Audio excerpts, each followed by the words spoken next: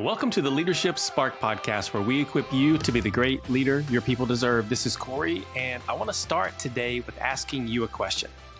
Do you know why you lead?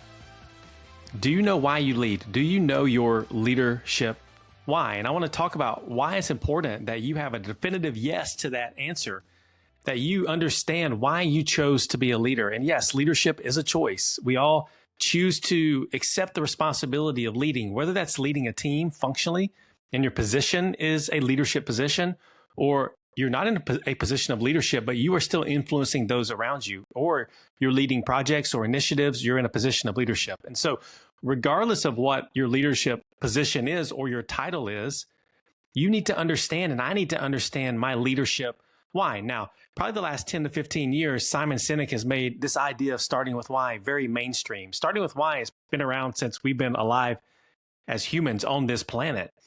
This idea that understanding why we're doing what we're doing, or why we are moving the direction that we're moving in, is very important if we want to understand our connection to it. If we want to make sense of the what, when we talk about what we do, it has to connect with the why we do what we do first and work itself out from there. If we want to have commitment to a common goal, if we want to come together and be able to achieve the things that we want to achieve. And so Simon Sinek made it very mainstream for us to ask the question in our organizations, what is our why? And there's been a lot of effort that we've gone through to define our why, but have you done that for yourself as a leader? Do you understand your leadership why? And here's why it is important for you to have a go-to why when you're asked, why do you lead? It's because leadership is hard. It's because we show up as leaders. I show up as a leader often, and it's hard. I'm having hard conversations. I'm having to make hard decisions. I'm having to deal with drama. I'm having to deal with things that I really don't want to deal with.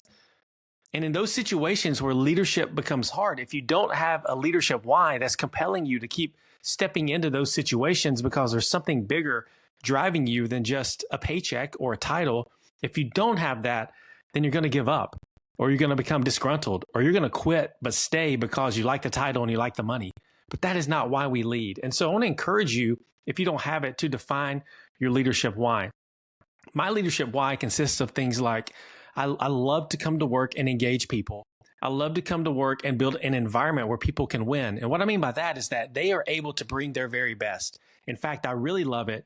And really what motivates me to continue to lead is whenever I can engage another person or a team of people, and I can, as a leader, pull something out of them that they didn't even know they had within them, that allows them to elevate to different levels, or to push through ceilings, or to have breakthroughs when it comes to their own achievement, or a team coming together and achieving something that they didn't really think they could achieve together. But as a leader, I was able to lead them in a way, or create an environment that was able to bring that out of them. And so that's what keeps me coming in. When things get hard, I reflect back on my leadership why, and the ability that I have, the opportunity that I have to step into situations and be able to see things like that happen in other people. And so what is yours? What is your leadership why?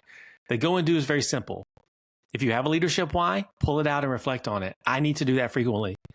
If you don't have a leadership why, please take time, go on a date with yourself, carve out 30 minutes, whatever it takes, to be able to write down and document why you lead, and be able to answer that question ongoing, and have it someplace and in some form where you can pull it out when things get hard and remind you. So go and do that. Go and define your leadership why, and that will invigorate you and compel you to keep leading.